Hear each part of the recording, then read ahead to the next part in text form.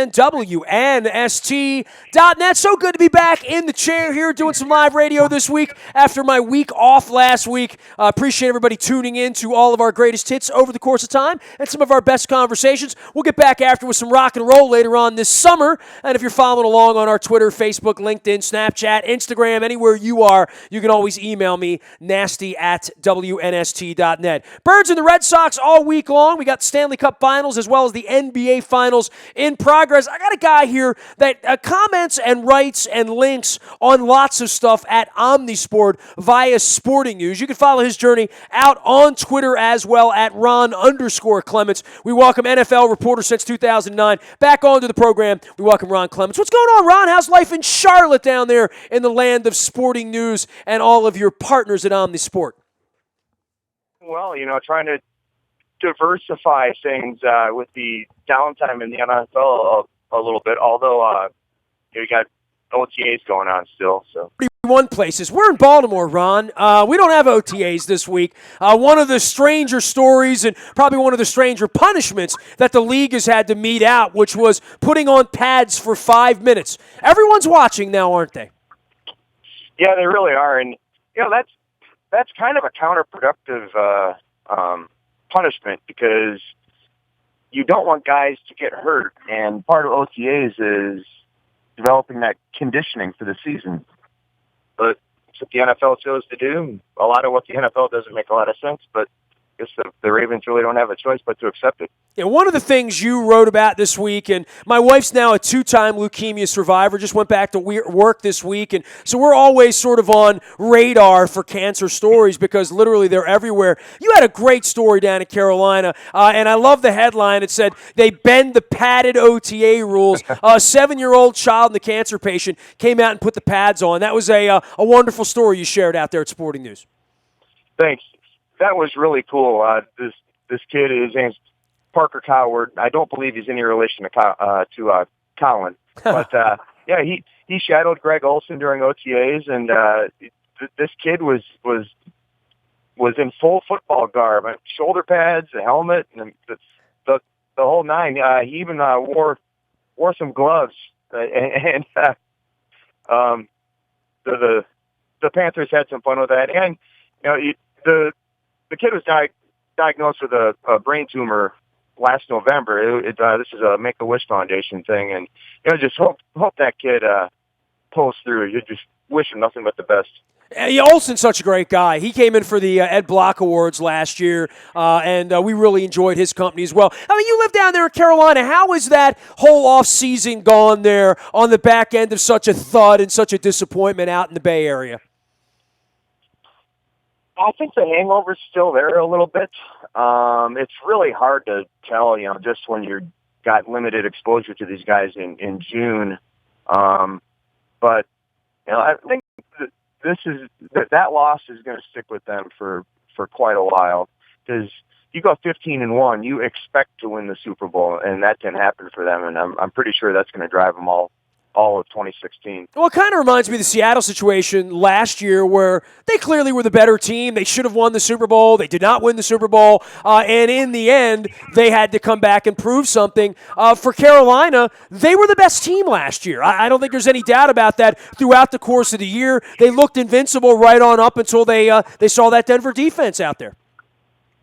They really did. And that offensive line played very well all season, and all of a sudden, boom, Von Miller and company just got after it. And I don't know if it was nerves or what, but it was definitely a learning experience for the Panthers. So I think they'll bounce back. They're still going to be the team to beat in the NFC South, if not in all of the NFC.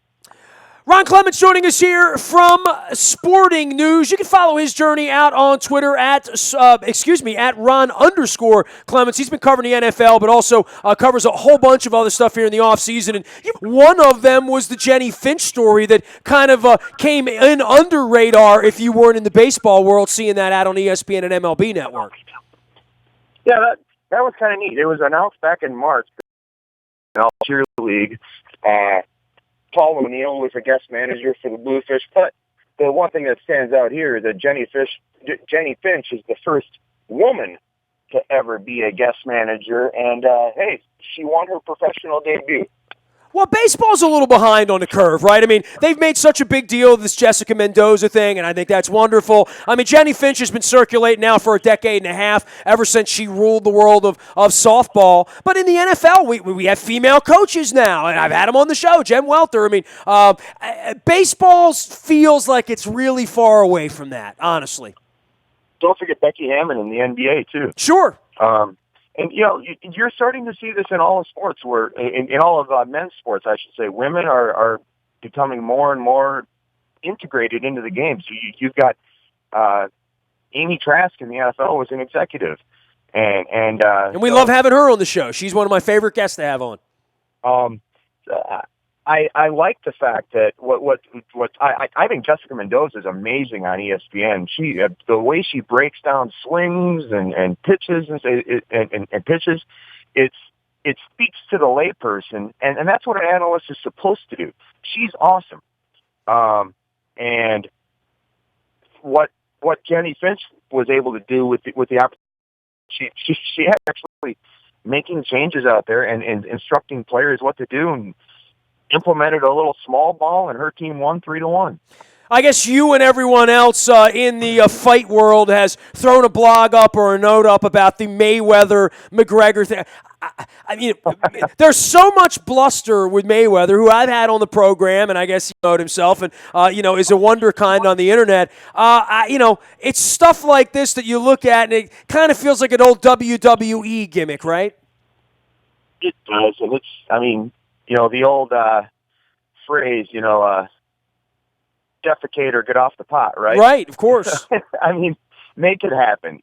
Stop teasing everybody and make it happen. If it's not going to happen, and that's unfortunately, I think that's the thing driving this more than Floyd Mayweather wanting to get that 50th win and break that 49-0 tie he's got in boxing with Rocky Marciano. I think Mayweather's number one driving force here is making $100 million for a fight. Ron Clements can be followed at Ron _ of what you do at Sporting News. Yeah, well, Omnisport and Sporting News have the same parent company. It's Perform Media. Omnisport is actually a big deal globally. If you were a soccer fan, you would definitely know what Omnisport is. They've got media outlets all over the country. Absolutely, yeah.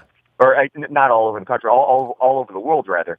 And Sporting News is now performs kind of like flagship U.S. outlet, I guess. Sure.